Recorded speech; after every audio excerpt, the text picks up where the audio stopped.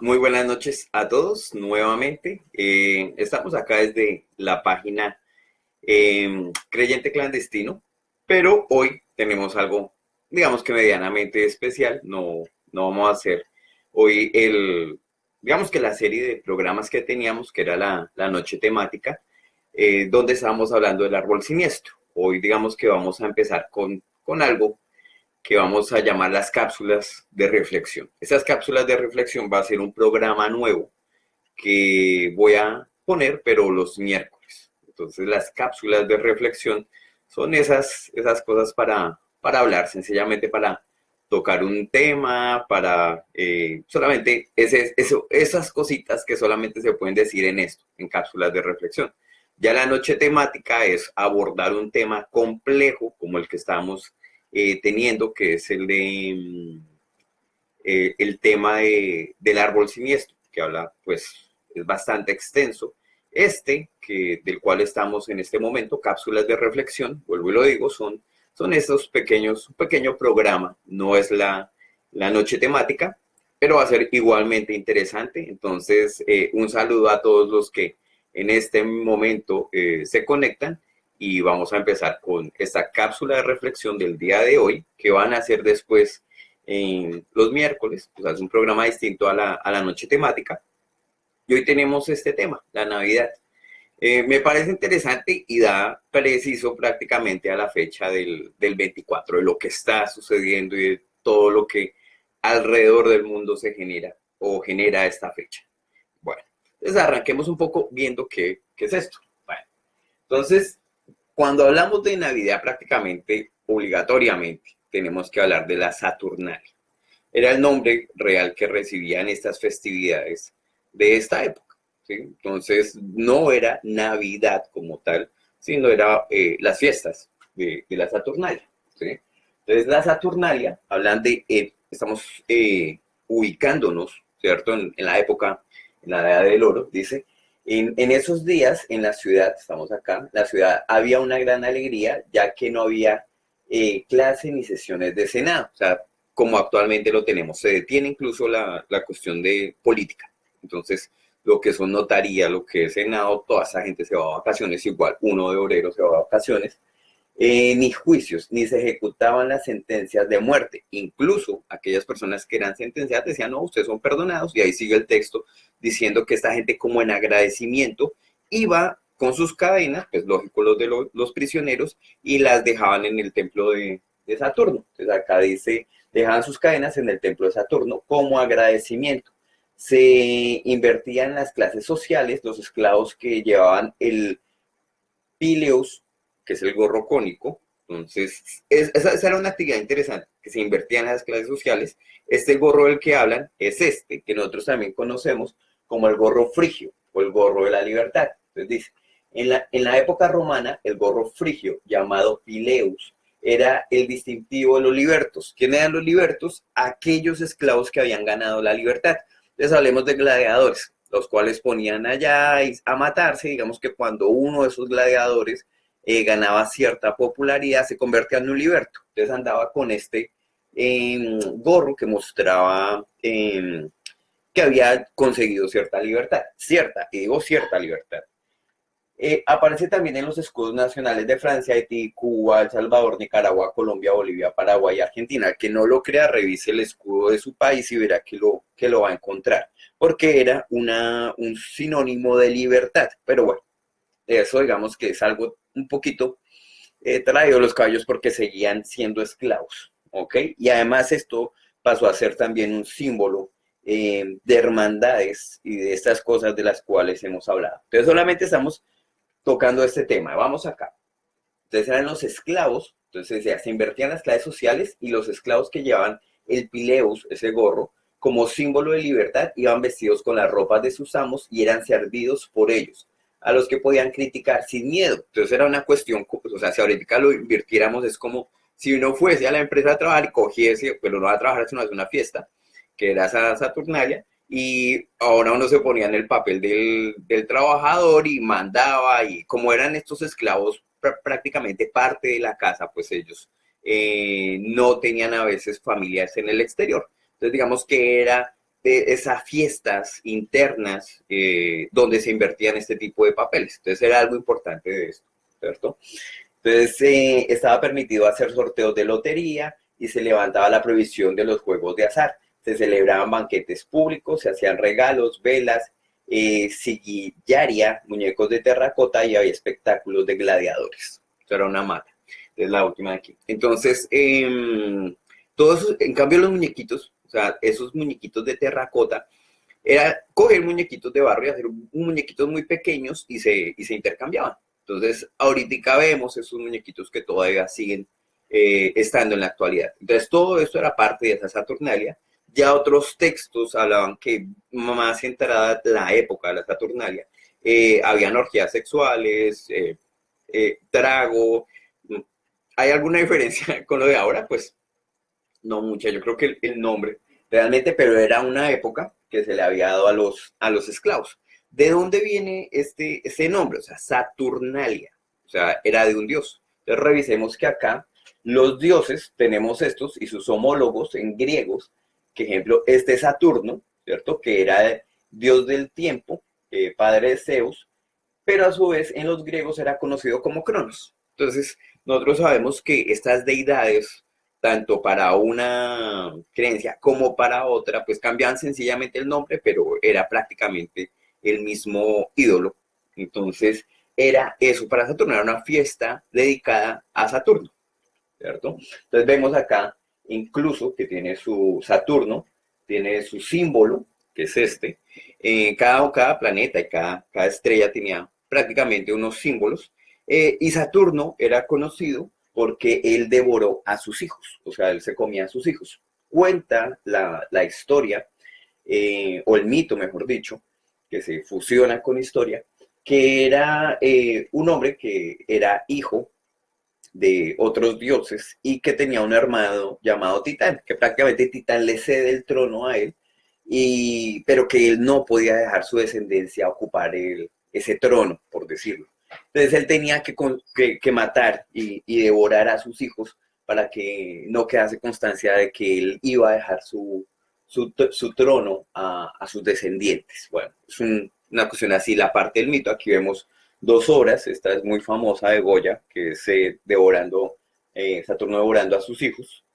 Y bueno, ¿qué rituales se hacían dentro de esta Saturnalia? O sea, ya vimos algunas cosas, que era intercambiar regalos, hacer los muñequitos de estos como de barro, hacer este espectáculo de intercambiarse como con el jefe, que eran los que incluso estaban con pena de muerte, decir, bueno, hoy soy libre, me rebajan la pena o posiblemente me dejan libre. Entonces era algo bastante bueno para los esclavos.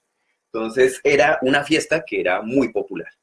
Entonces, los rituales que se hacían, entonces dice, los cartaginenses ofrecían a Saturno el africano, veamos que también se reconocía como Baal Hamón, los sacrificios humanos, concretamente niños recién nacidos. Estos sacrificios, según la tradición patrística, eran acompañados por flautas y tambores, haciendo tal ruido que los gritos del niño sacrificado no podían oírse.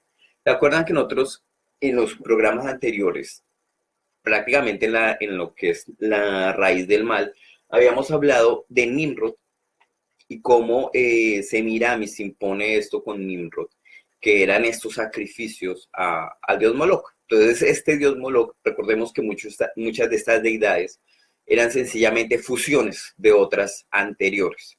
Entonces, este que nosotros tenemos acá, que también es mencionado en la Biblia, Baal Hamón, era el Saturno, ¿cierto?, para los cartagineses.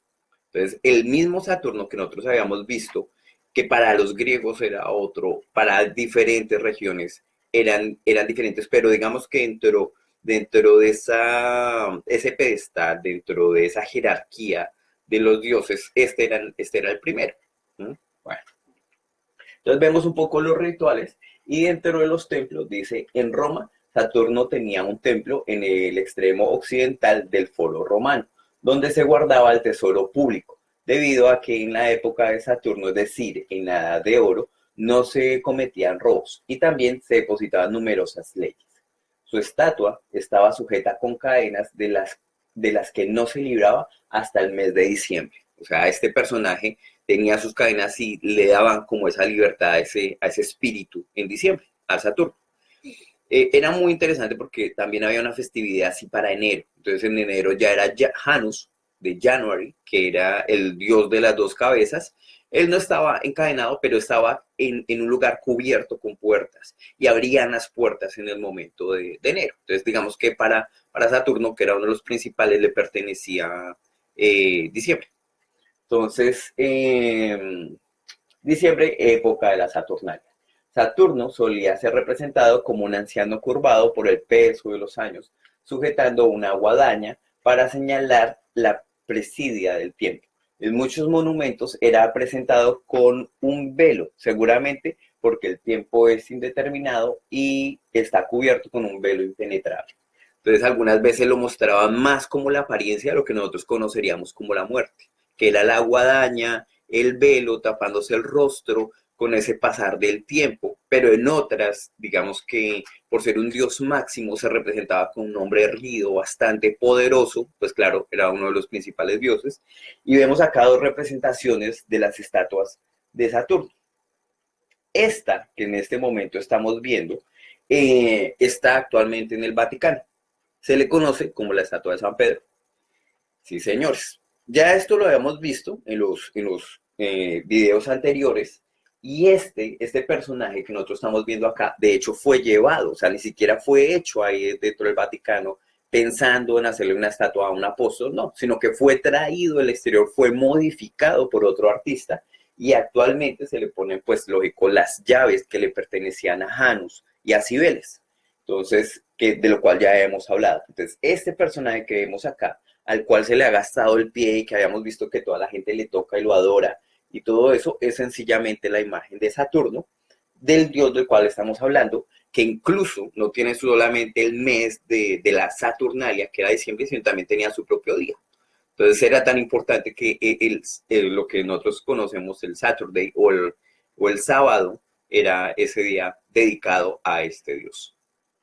Bastante importante. Entonces estamos viendo que estos dioses sí eran bastante importantes y ya para los que me han seguido en algunas charlas, sabemos que estos dioses no eran dioses, ¿cierto? Estos dioses provenían de esos seres que habían caído, que habían sido expulsados, que habían posiblemente mezclado con mujeres, con humanas, y habían aparecido estos personajes que posiblemente eran muy altos, muy fuertes, y los demás humanos lo veían como dioses. Entonces, eran este tipo de la descendencia de los cuales hemos hablado. Entonces, es posible que Saturno, saliéndonos un poquito de ese ámbito mitológico, sí hubiese sido un personaje real y perteneciente.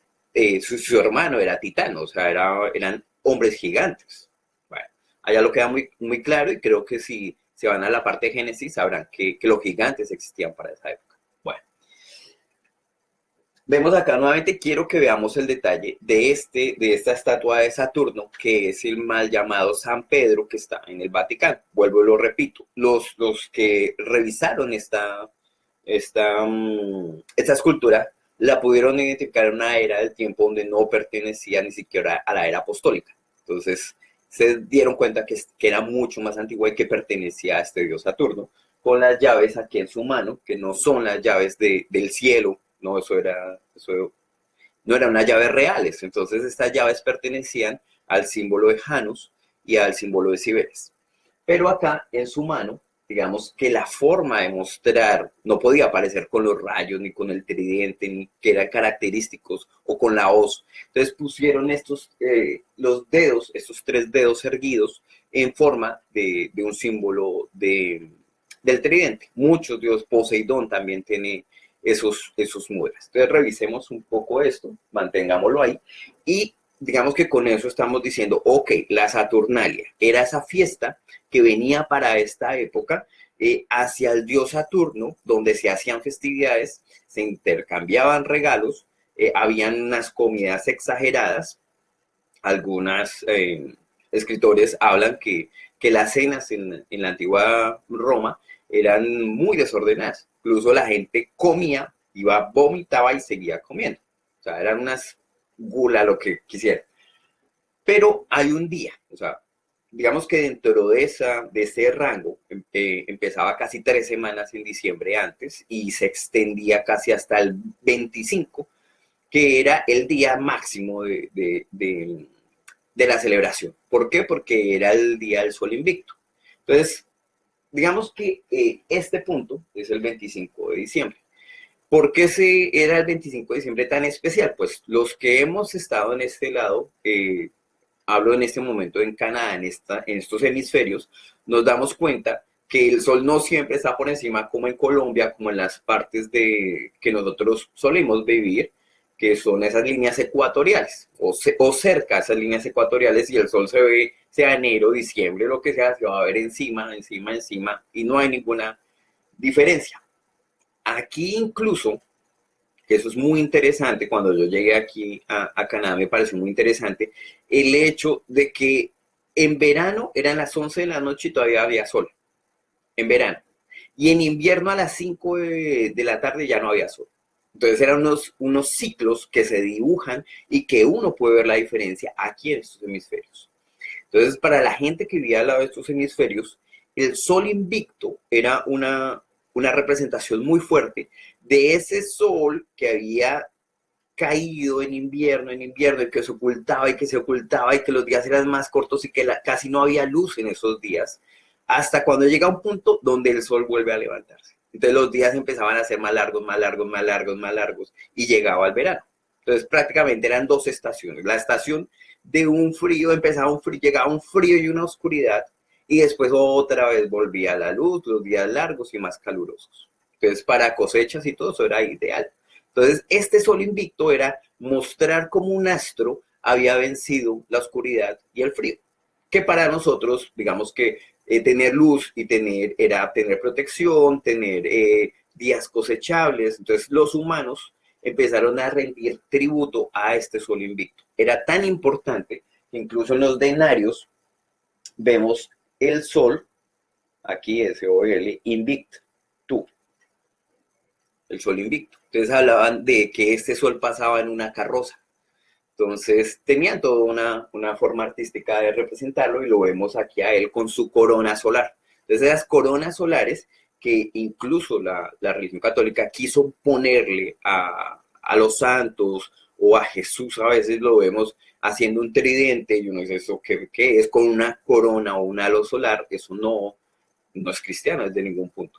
Entonces vemos que este día era bastante fuerte. Aquí tengo una imagen más para que lo puedan ver, invicto, sol, es sol invictus. Okay. Y no solamente en esta moneda, en varias monedas van a ver que era un día muy fuerte, porque todo el misticismo se reunía en ese día. Ahora sumémoslo al todo el jolgorio y toda esa celebración que se había venido casi 3 semanas antes de la Saturnalia. Entonces cerraban con este día y era, mejor dicho, el bacanal.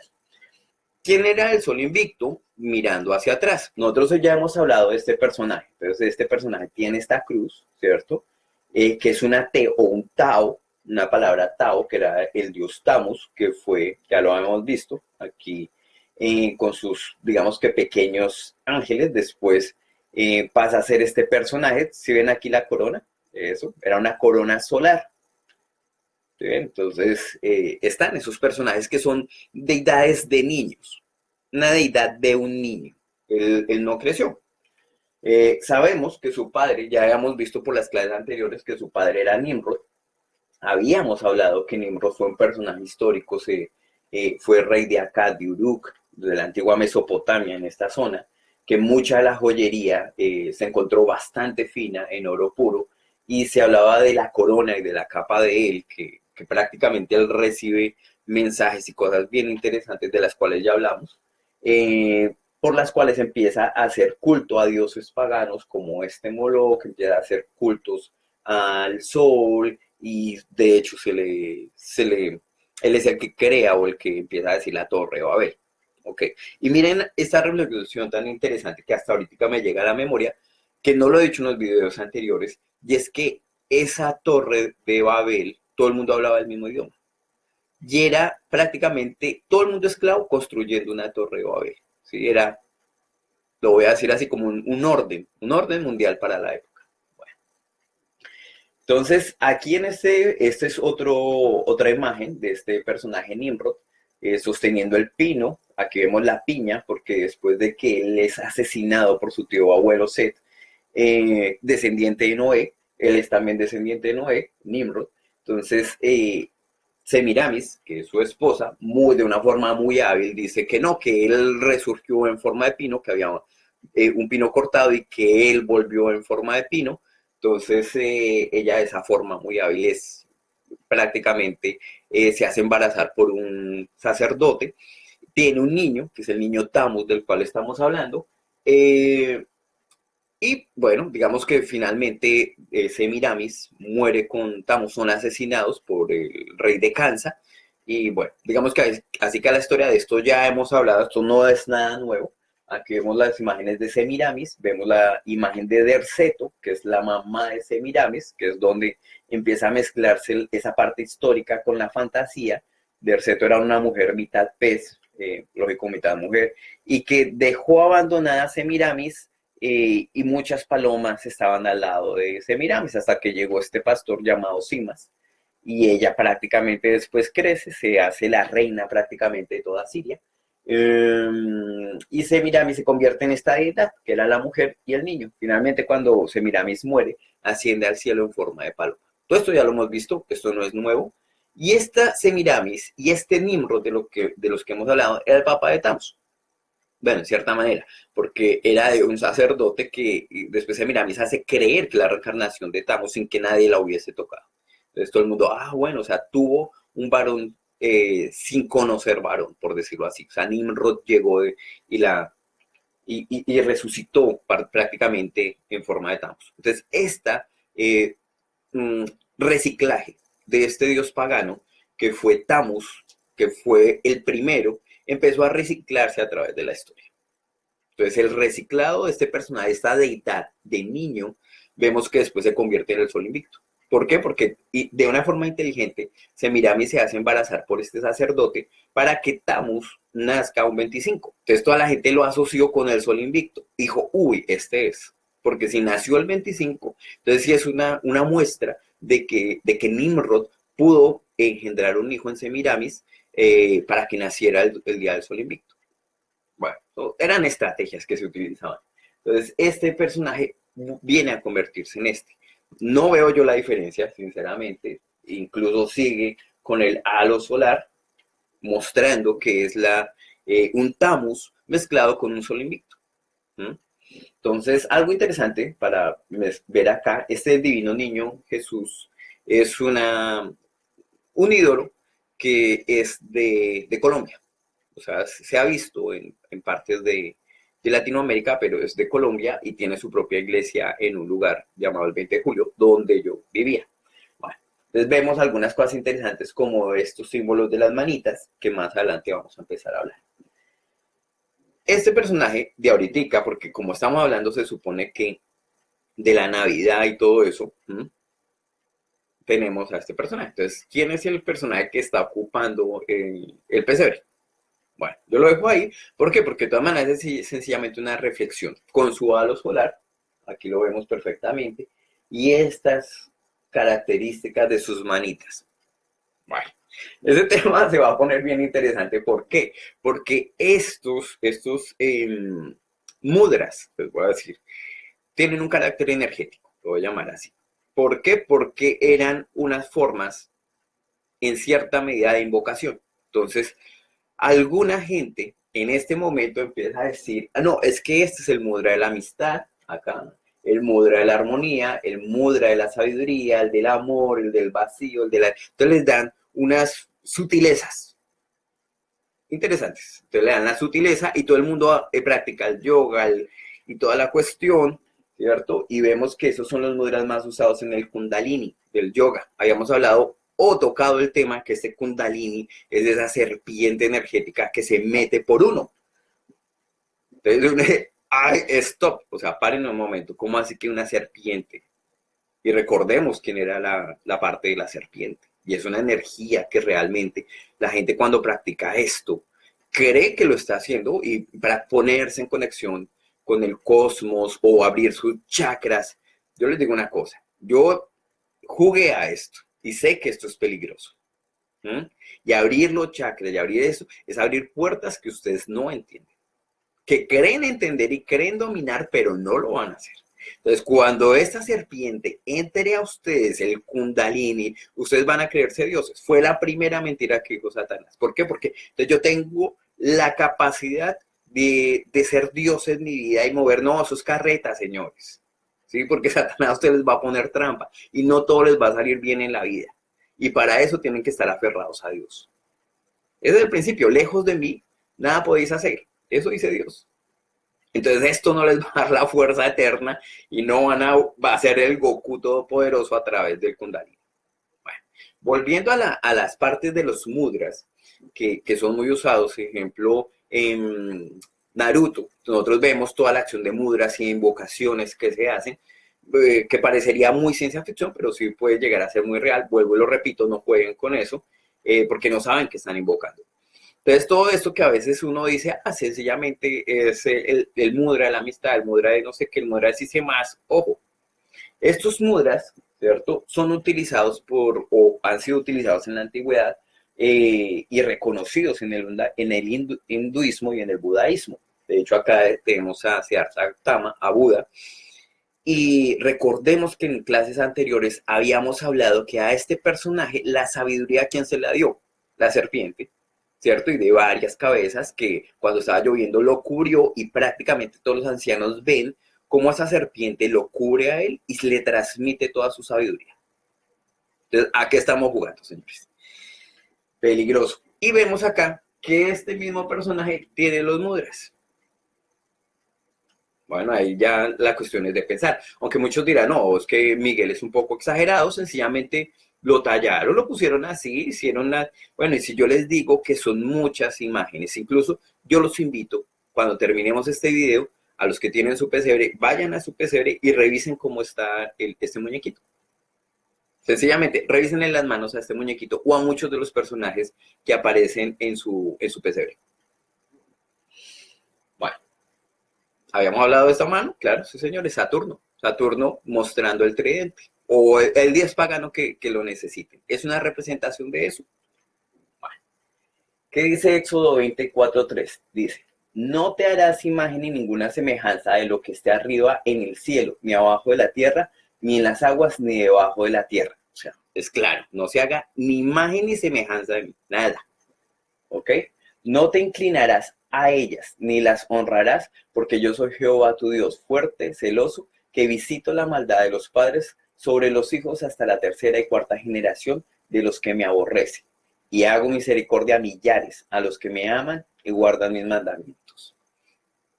Entonces, el hecho de no hacerse estas imágenes es supremamente importante y vamos a ver el porqué. Aquí lo vamos a ver, en 1223, en Italia, hicieron una representación del nacimiento de Jesús, que es de dónde arrancan, porque aquí está la pregunta, ¿de dónde vienen los pesebres? En España lo llaman belenes, entonces los belén o el pesebre. Nosotros pensamos, o sea, llegó a Latinoamérica por tradición, todo el mundo lo hace, y me acuerdo incluso que los abuelos, entre más grande fuera, pues eso era una novedad en toda la cuadra y todo el mundo iba a visitar porque era el pesebre o el belén más grande. Y bueno, pero ¿de dónde viene esta tradición? Entonces, en Italia en 1223 hicieron una representación del nacimiento de Jesús. Pusieron una estatua de madera, o sea, en vez de un niño, porque era muy frío, era invierno, entonces dijeron, no, pongamos un muñequito de madera, lo pusieron el muñequito de madera, y lo siguieron haciendo tradicionalmente. Personaje que fue Giovanni Bernardoni, que es San Francisco de Asís, besó los pies de la imagen, y el divino niño le sonrió y extendió sus brazos. ¿Sabían esto?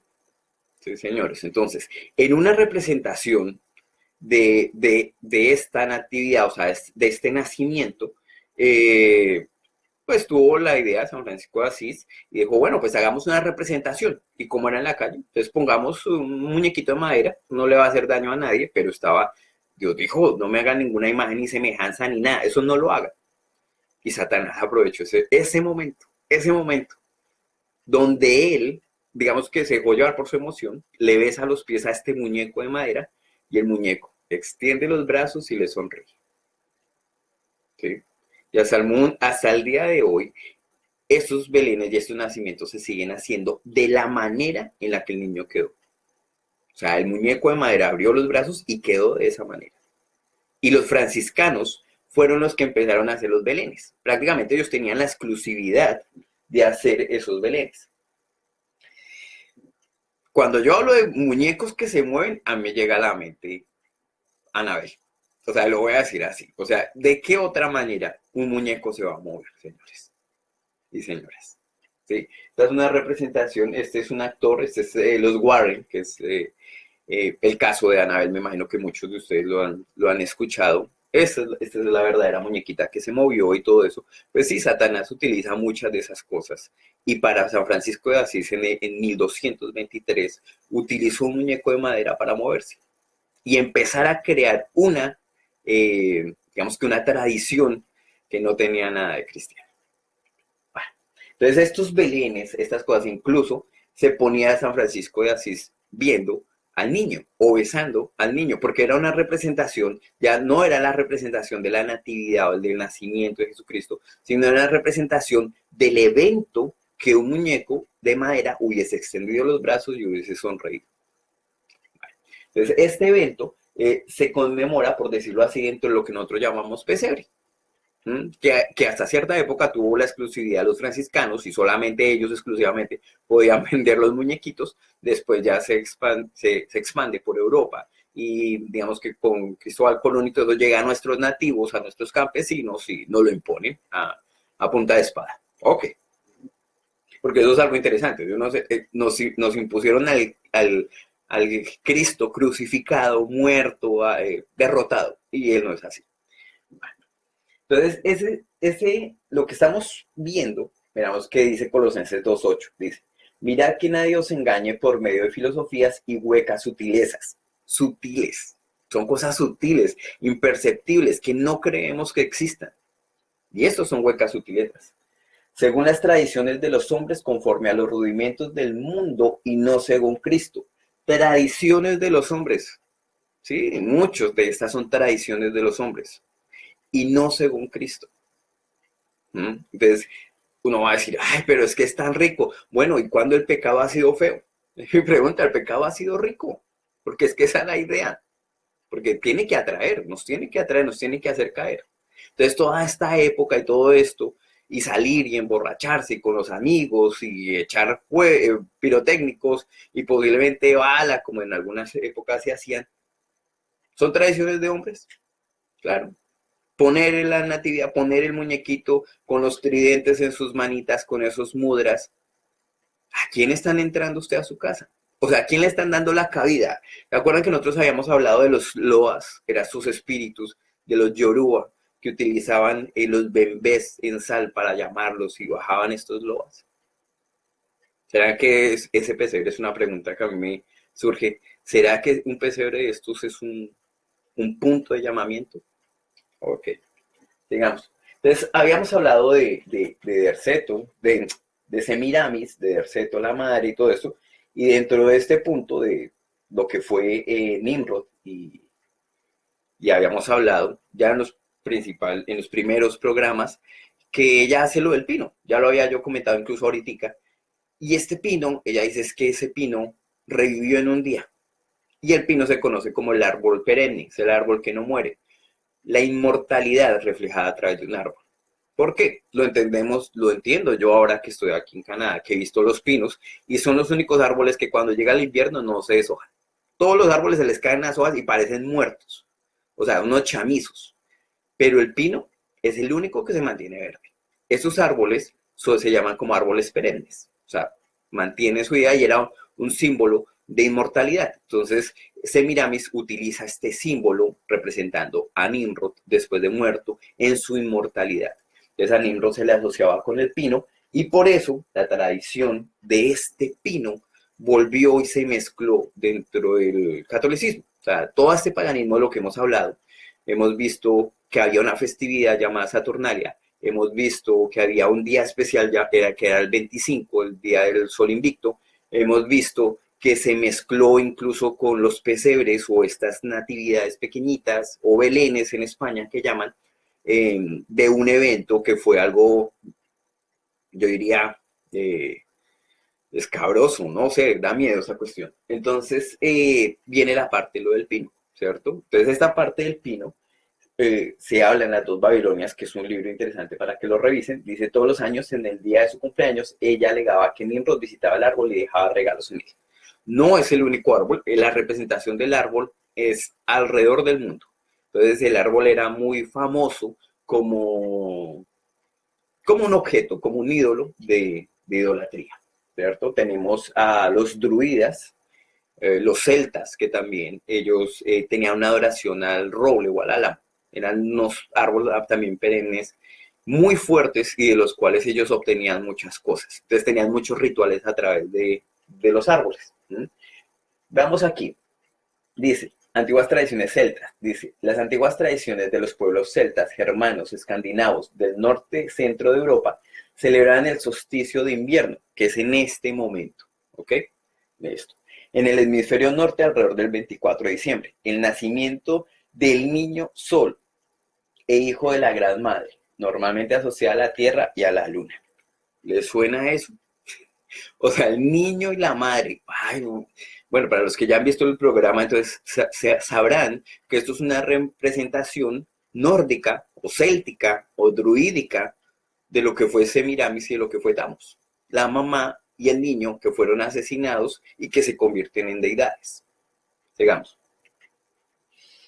En los países escandinavos, esta fecha se llama tradicionalmente como Juli, término que procede de una palabra escandinava que significa rueda, en alusión al ciclo de las estaciones. Estos habitantes celebraban, entonces el Juli, aquí les tengo una imagen, este es el Juli, y lo otro lo vemos acá representado de diciembre 21-23, esta es la parte del Juli, y tienen otras fechas importantes que son solsticios y todo esto. Vuelvo, yo lo digo, Dios los pone estas épocas para que nosotros podamos leer el cielo y decir, es época de sembrar o es época de recoger, pero no para hacer adoración a estas creaciones. Nosotros no tenemos por qué adorar a las creaciones, nosotros sencillamente tenemos que adorar al Creador, al que las hizo y las puso para que nosotros podamos cosechar o sembrar.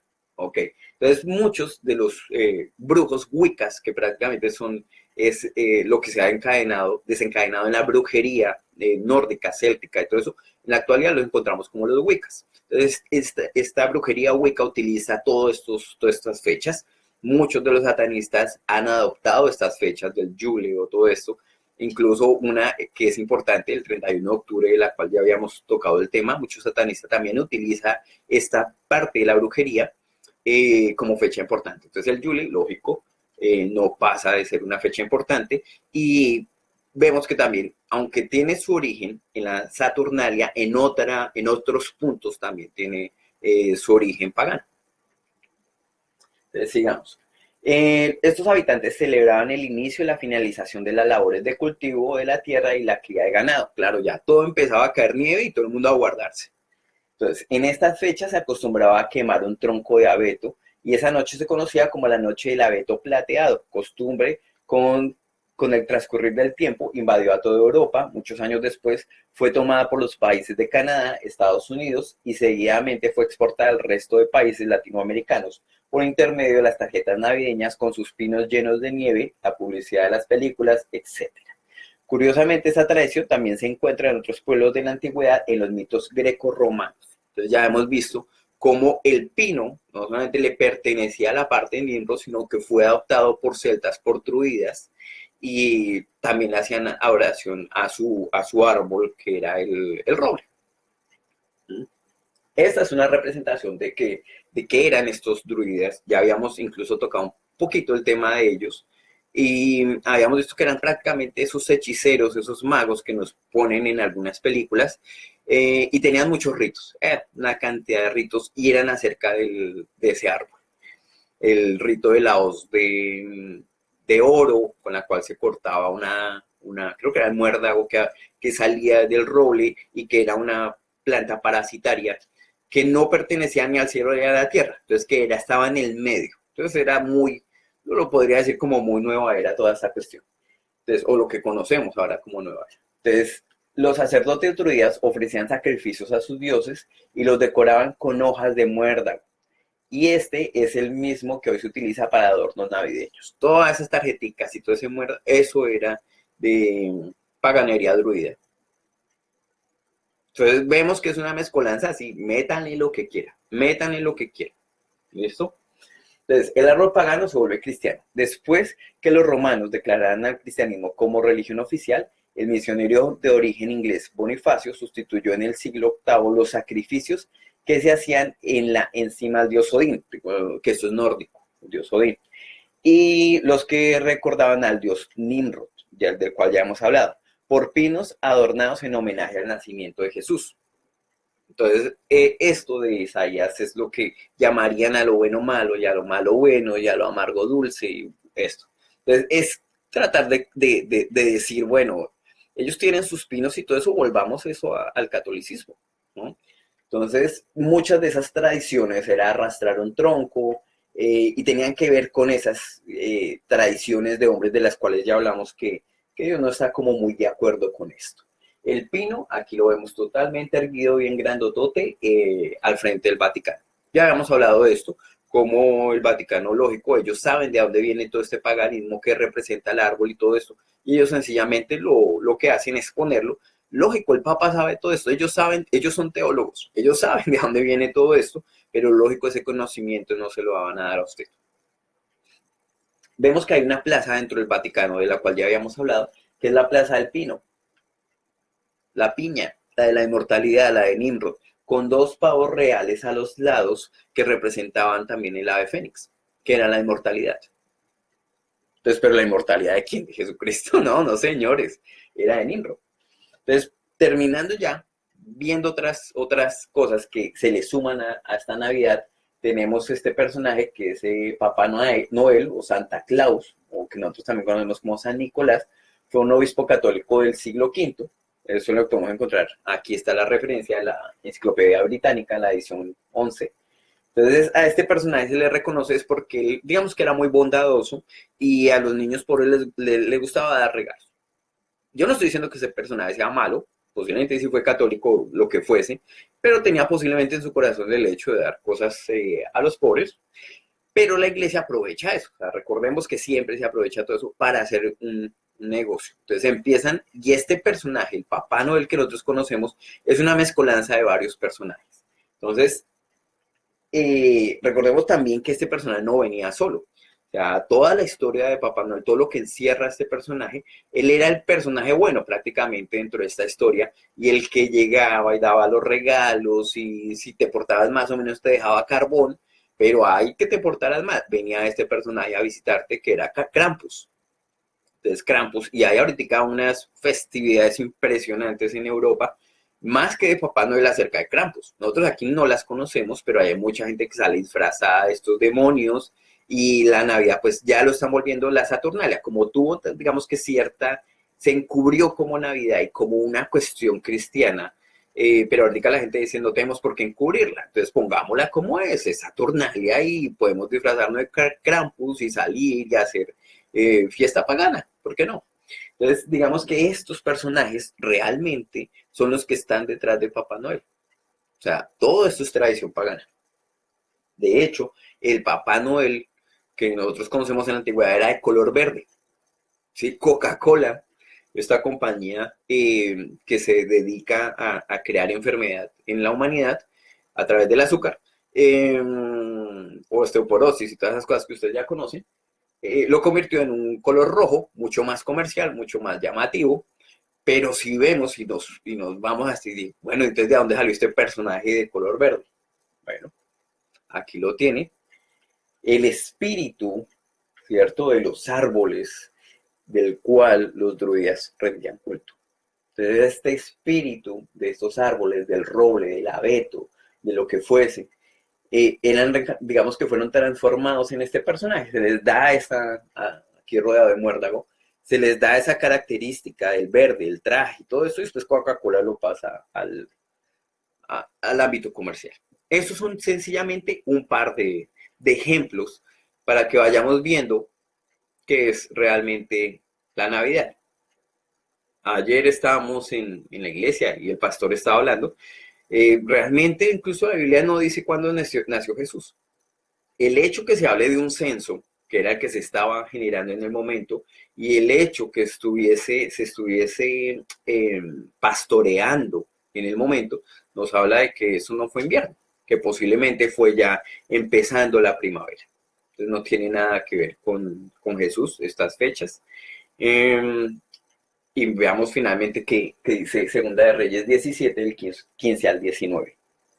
Dice, y desecharon sus estatutos y el pacto que él había hecho con sus padres, y los testimonios que él había prescrito a ellos, y siguieron la vanidad y se hicieron vanos, y fueron en pos de las naciones que estaban alrededor de ellos, de las cuales Jehová les había mandado que no hiciesen a manera de ellas. Hago aquí el punto. No hagan a manera de ellas, o sea, no sigan sus tradiciones. Dejaron todos los mandamientos de Jehová, su Dios, y se hicieron imágenes fundidas de 2 becerros, y también imágenes de acera, y adornaron a todo el ejército de los cielos, y sirvieron a Baal.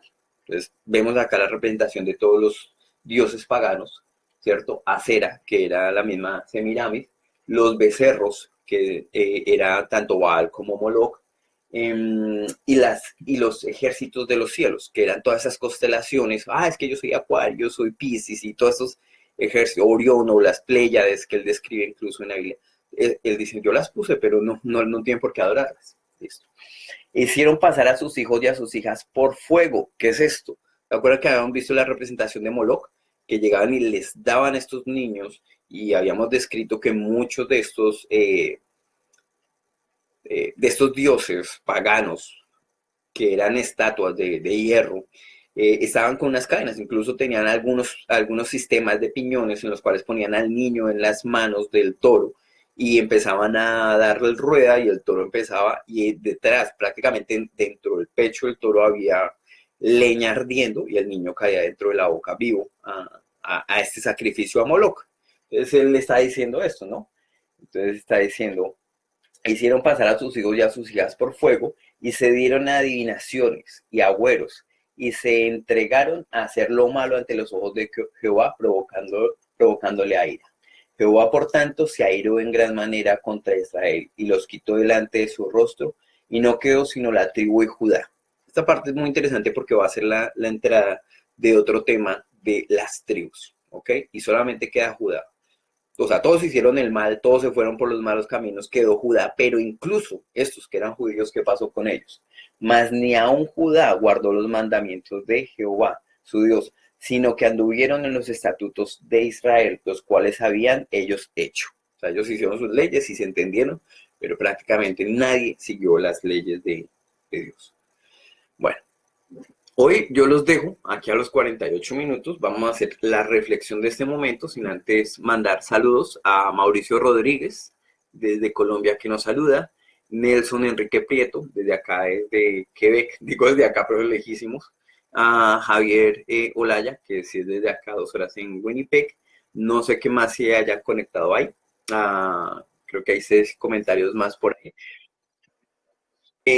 Muchos abrazos, muchas bendiciones para todos, y solamente reflexionemos en esto. Yo creo que me vine verde Grinch porque les quiero arruinar estos momentos a muchas personas, pero no, sencillamente piensen en eso. O sea, ¿por qué seguir una tradición cuando no la entendemos? O sea, porque yo tengo que, por ejemplo, colgar un plátano en la sala y bailar alrededor del plátano porque todo el mundo lo ha hecho. Sí, eso es nada más ni nada menos eh, que mantener algo que no tiene sentido. Entonces, revisemos de dónde vino el árbol, revisemos de dónde, si no me creen, revisen que para eso hay literatura extensa. ¿De dónde viene eso? ¿De dónde viene la tradición, la Saturnalia? ¿Es real eso? ¿Cierto? Y la pregunta más importante, ¿está Dios de acuerdo con todo eso? O sea, ¿el Dios está de acuerdo con todo eso? Bueno, entonces yo sencillamente los llamo a una reflexión, y si en este momento ustedes están y sienten que Dios los está llamando, oren, oren y hablen con Él, entreguen su vida a Jesucristo y Él va a cambiar su vida significativamente. algo impresionante, ¿sí? Porque Él es el Dios de lo imposible. Eso sí se los digo. Entonces, hoy los dejo dándoles muchas bendiciones. Dios los bendiga grandemente. Muchas gracias a todos los que se han conectado en este momento. Y vamos a iniciar, a seguir, mejor dicho, con la noche temática. Hoy eran cápsulas de reflexión. Ya vamos a seguir para el otro domingo con la noche temática en el tema de la educación. Habíamos quedado, eso va a ser impresionante, es una bomba muy, muy interesante, muy buena, para que vean por qué nunca nos enseñaron esto. O sea, ellos lo tienen clarito y hay dos formas de educación, la que le quieren dar a aquellos que están arriba y a los que estamos abajo, a los que somos de esa raza obrera. Entonces, mi nombre es Miguel Ángel Rodríguez. Muchas bendiciones para todos, fuerza, Dios los bendiga y nos veremos en una próxima emisión, ya no es de la cápsula de reflexión, sino desde la noche temática el próximo domingo, nuevamente 7 p.m. Canadá, 8 p.m. Colombia o Latinoamérica. Bueno, eso es todo, los dejo y muchísimas gracias.